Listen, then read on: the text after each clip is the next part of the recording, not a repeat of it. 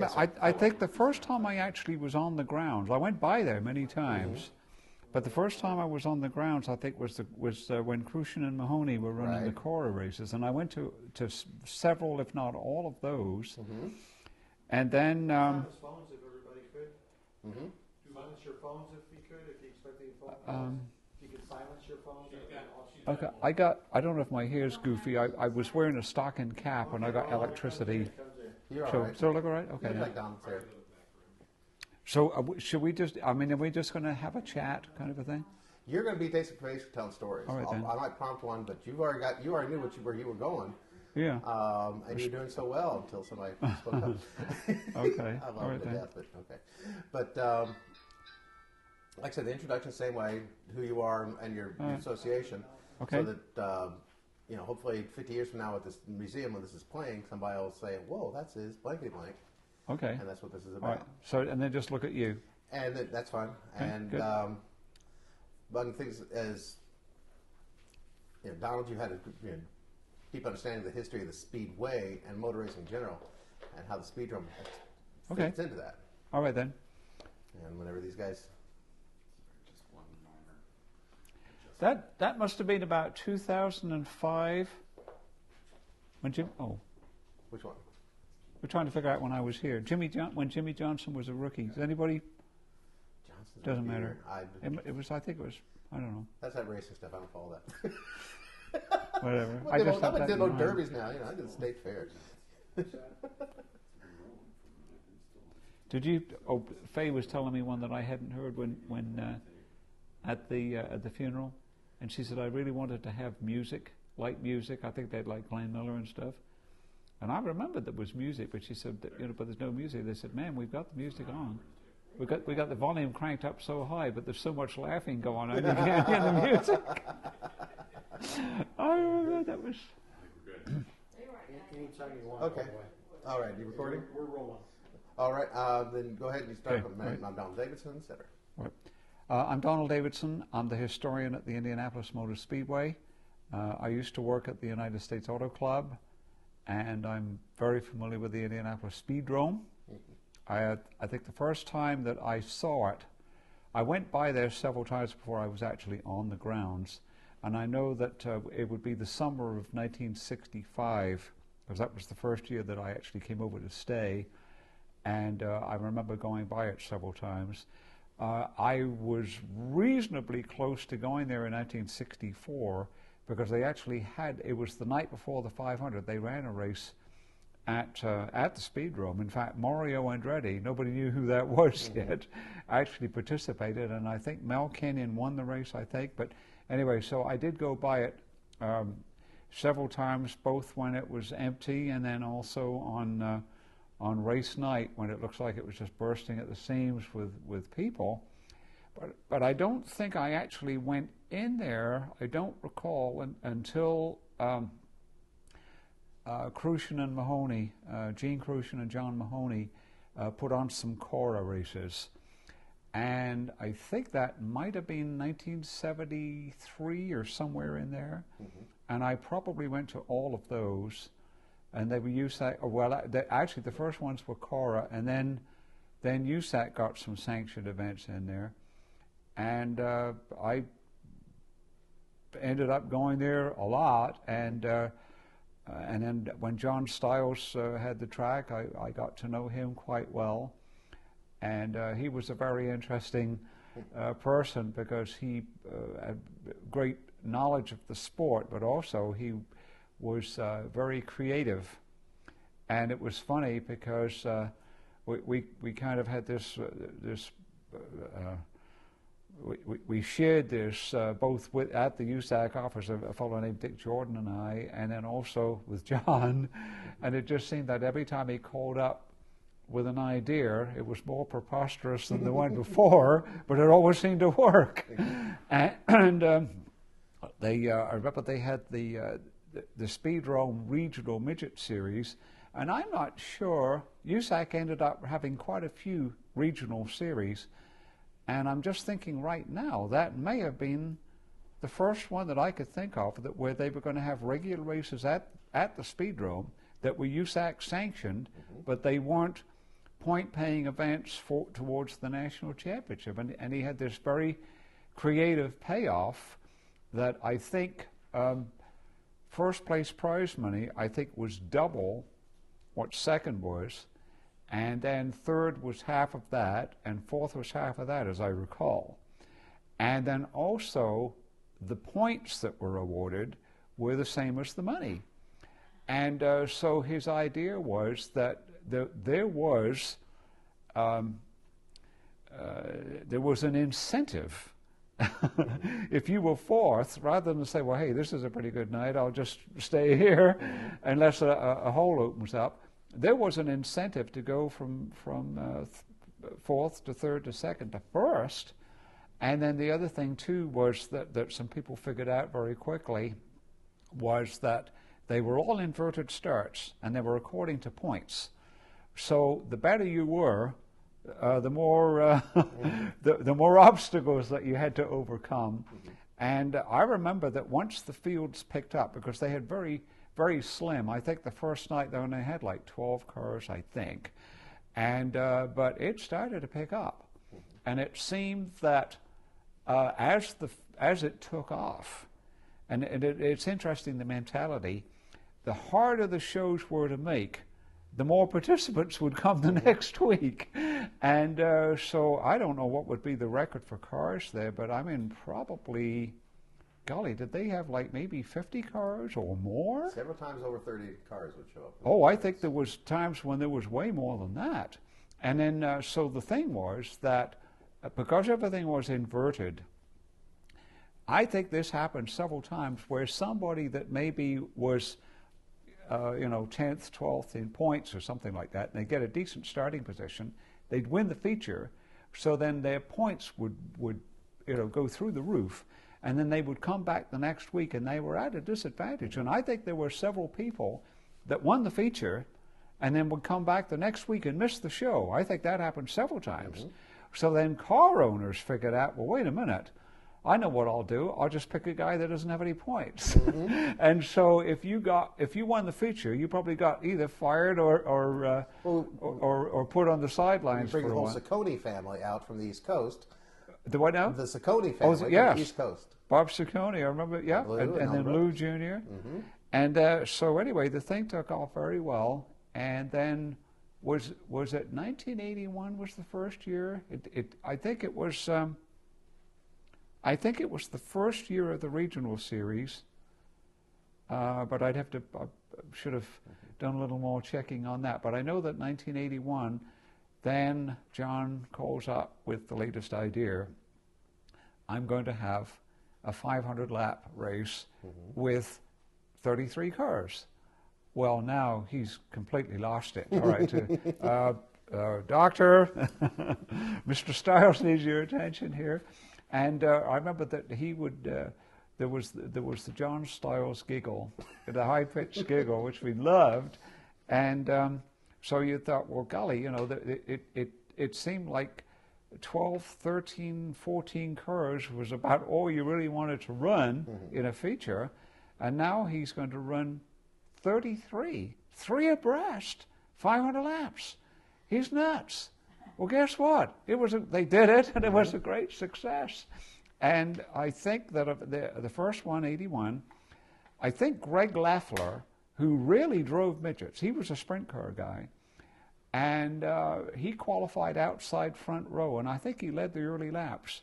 But I remember that there was all this gloom and doom, and I would have to say that I personally had apprehension, and a lot of other people, and I think that and it got a very good crowd, as I recall, for several reasons. The fact that it was so unique, that it was 500 laps, 33 cars, 3 abreast on this 1/5 of a mile oval.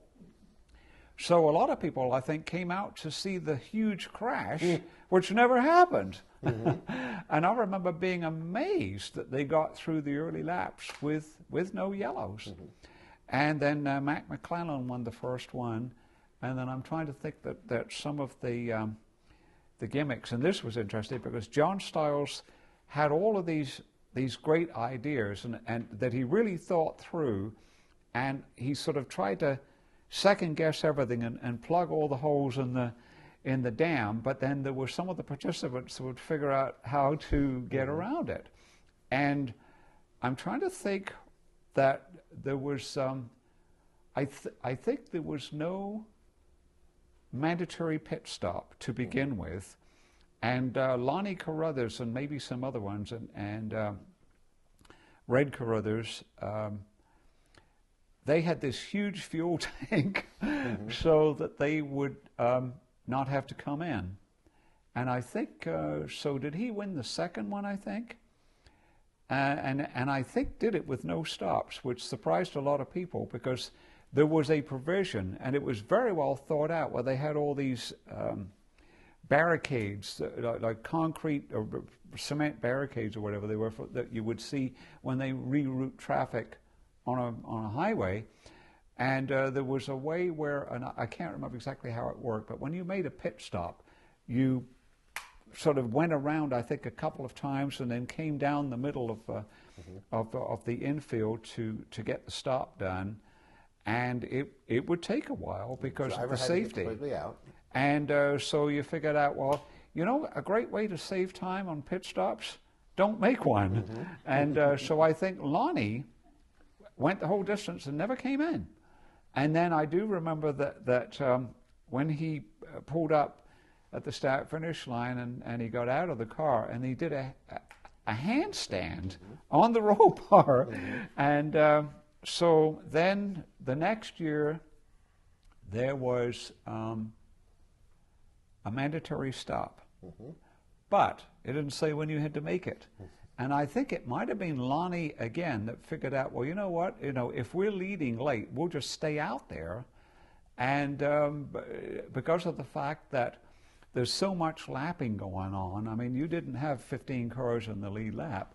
And I think they figured out that you could come in, take the white flag and come in, or come in with like 2 or 3 laps to go, and you'll still be second. And I can't remember how that worked out, but anyway, all of the races were entertaining. I mean, they would go on and on and on, and you really had to feel for the drivers as they're going around and around and around. There were some relief drivers, but not a whole lot. And I talked to some of them that talked about how they would pace themselves and the fact that they could read the scoreboard.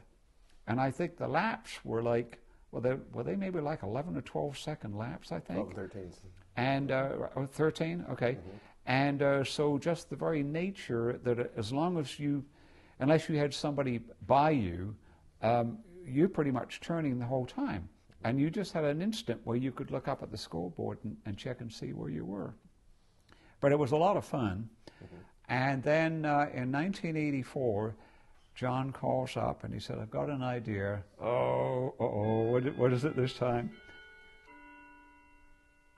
I'll restate that. Okay.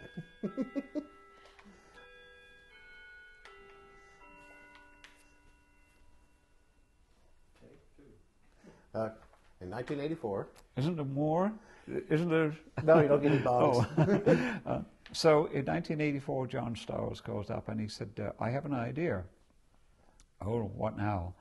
And he said, I've been thinking that there is no Midget Hall of Fame.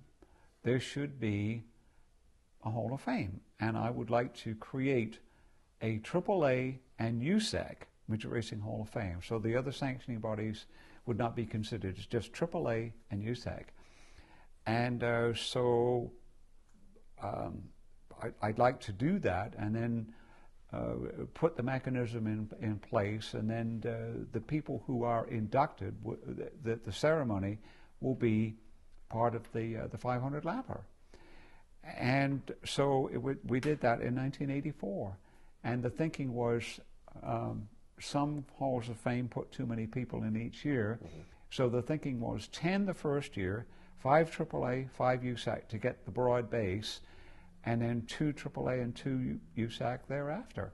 And for several years, that's as it was. And I remember that the first night, it was really special. I think there was some TV there.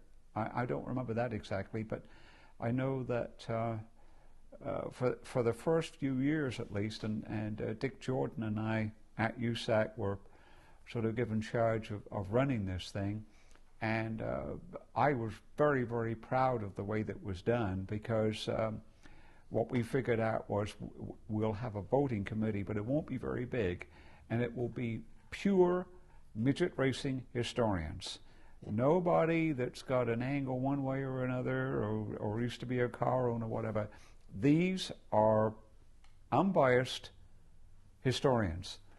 And we're not going to meet. We're not going to get everybody in a boardroom and then ram somebody through. We're going to send the letters out, and we won't even tell them who the other voting people are. All we want to know is, what do you think? And so that's what we did, I think, for 6, 7, 8 years or whatever it was. And I was very, very proud of the fact that everything that came in with absolute top-notch people. And so then another one that I remember that was a very successful promotion, but I think it was only held once, and it was called the Fabulous 50s. And it was 3 50-lap features, as I recall, and I don't think they qualified, because some of the events out there you actually did time trials. But anyway, as I recall, it was 3 50-lap features, and I remember a huge crowd out there. And one thing that I had noticed, both for the regular stock car nights and then also the figure eights and sort of what you'd call the locals, plus the Speedrome, the midget races, I thought that at all of those events there was so much involvement with the participants, and I thought, you know, just about everybody out here at all these events has a connection with somebody that is participating. And I thought, I wonder how many people do not have a connection and they're just coming out as a race fan and buying the ticket. And I just got the impression that on most nights there weren't very many of those, but I do remember thinking at the Fabulous 50s that there were people out there that I hadn't normally seen that were old-time race fans, and so I thought that was a very successful promotion, and I believe that it only happened the one time. But Speedrome, it started just before the war. The timing was sort of off a little bit. I think they ran 40 and 41. And then I haven't gone back to check the dates on this, but I know that there was, they actually had a race after the war before they were supposed to. June of 44. Yeah. And was it 44? Mm-hmm. Well, what happened was that after Pearl Harbor, the following day, or within a few days, AAA announced that it was going to sanction no further races until after the hostilities were resolved. But some of the other sanctioning bodies continued on going, and then the government shut them down, and I think it was July 31st of 42. So some sanctioning bodies actually declared a 42 champion. Well, then it was absolutely stopped. Mm-hmm. And then as the war appeared that it was coming towards the end, somehow or other there was a misunderstanding, and the people at the Speedrome thought it's okay to race. And so they had an event. There weren't very many cars. Well, I don't know. Duke Nayland won the feature. Mm-hmm. I do know that. But I don't know if they had 8 cars or 15 cars or whatever it was. And there was no repercussions, but they just said, no, you jumped the gun, no more racing. But anyway, A.J. Foyt drove at the Speedrome, I think maybe just a couple of times, and Mario Andretti at least once, and probably just about every other big name driver that you can think. And one of my personal stories was in 1974. This was probably 3-4 nights before the 500, and I was on my way to give a talk down in Rushville with Lloyd Ruby. And I can't remember if I was driving or he was driving, but it must have been me, because I decided to take the scenic route. Mm-hmm. And so I'd go down 52, I guess it was, or Brookville Road. Mm-hmm.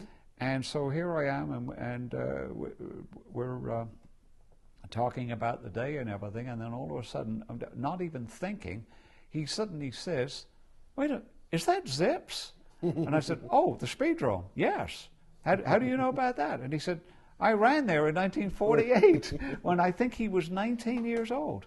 And so we did a UE and went back, and he had a look, and I think he may have come back and run later, but anyway, the very fact that he would call it Zips, and I don't know when the last time that he had been there. And so very much, I guess I'm not very good with philosophies, but it just, the Speedrome was sort of a way of life for a lot of people, both fans and the participants. And you've got the family dynasties that were out there with the second generation and the third generation, and just whenever there was a race, that's where you went. I think, you know, kids grew up at the Speedrome, and it was interesting to see how it upgraded, because when I was first going there, I remember that the figure eight was just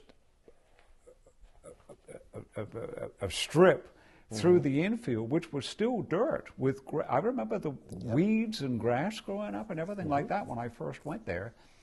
And then I think after John Stiles got the track, then he repaved the infield, or I should say paved the infield. And so that made it a little more competitor friendly, because if you were on the figure eight and got off, instead of going through the dirt and the weeds, you just were, you know, you were just sort of like in this bowl. And then the scoreboards picked up, and then I think he put up the bleachers on the backstretch. And you such of those? And so it was just always great to go out there. Oh, another little sidelight was there was a famous English journalist named Dennis Jenkinson, maybe the most preeminent English motorsports journalist of all, and he had known about Indianapolis Speedway since, you know, probably the 30s, but he'd never been there. So in whatever year this was, might have been like 82, it was 82 or 83, the Canadian Grand Prix and the Formula One Grand Prix at Detroit were on consecutive weeks. And so when Canada was over, there was a few days. And so Nigel Roebuck and some of the other British journalists had come down, and they said, hey, Jenks, you got to go and spend some time in Indianapolis. So he came down, I think it was like on Monday, and a little tiny fellow with a beard that I thought was going to be very difficult, because the way that he wrote was that he was sort of like very demanding and didn't you know, stand for any nonsense. And I thought, well, I'm going to escort him around, but you know, we're going to have to go to the very best restaurants and all this kind of stuff. He was down to earth like you couldn't believe, and he wanted to go to the race shops, and if they had rear engine cars, he didn't care. He wanted to go see sprint cars and midgets. He wanted to see A.J. Watson, whom he'd met at Monza in 1957. And so it just so happened there was a Speedrome regional. Would you like to go? Which was Thursday night, I think. And so out we went. And Al Stilley, who was the public relations guy out there at the time, the PR guy, he knew who Dennis Jenkinson was. And so they kind of rolled out the red carpet, which he appreciated, but he didn't want the red carpet. And they invited him up to the judges' stand, and oh, you know, looking through a glass window, no, I'd rather be out here where in the turn where, you know, all the rubber particles and stuff are coming up. And he had the greatest time, and I think that was one of those nights when I think they probably had 45 or 50 cars. I mean, there was a semi with like 27 cars in it or something. And he was so impressed not only with the camaraderie of all the participants, but the fact that everything went off so smoothly, and that if the first race was at 8 o'clock, by golly, that's when the first race was. And he was very impressed that a heat would be over, and within 2, 3, 4 minutes, the next cars are being pushed off. He was so impressed by that. He said, if this was England, he said, they'd be fooling around for 25, 30, 35 minutes. And I just thought of a thing.